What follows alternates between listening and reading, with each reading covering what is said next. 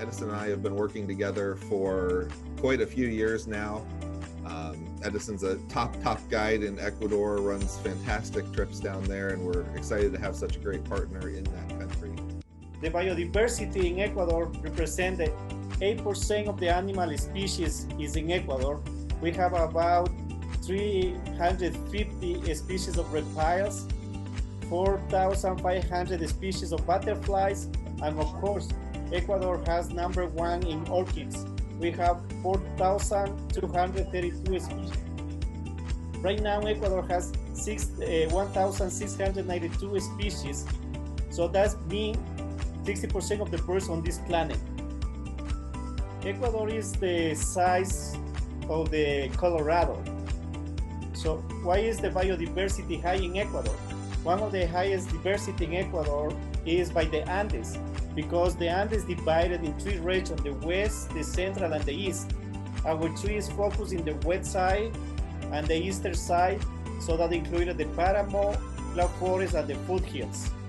So I'm just going to do a little bit here on Ecuador, as well as the lodges that we visit, give you an idea of that, as well as some of the incredible scenery that you can see in the Andes.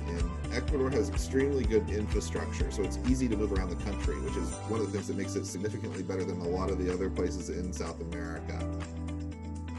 In town, when we get into Quito, we'd like to stay at a lodge that has a little bit of, or a hotel that has a little bit of property that we can do some birding on right as we arrive and before we leave. It's the San Jose de Puembo Garden Hotel.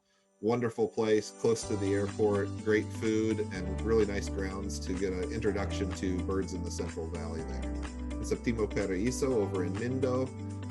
On the top there's just an overhead shot that you can see, and then a view of some of the habitat. Septimo is a wonderful lodge, one of my favorite places to stay in Ecuador.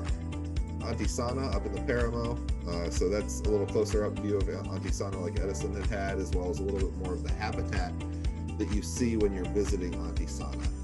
Very, very different than the cloud forest and Amazon type habitat that you were seeing in the other pictures. A couple more views. This is the lake that Edison talked about for the waterfowl, like the silvery grebe, and then just a nice view looking out over the entire grassland type habitat that's up there in the dry Paramo of Antisana.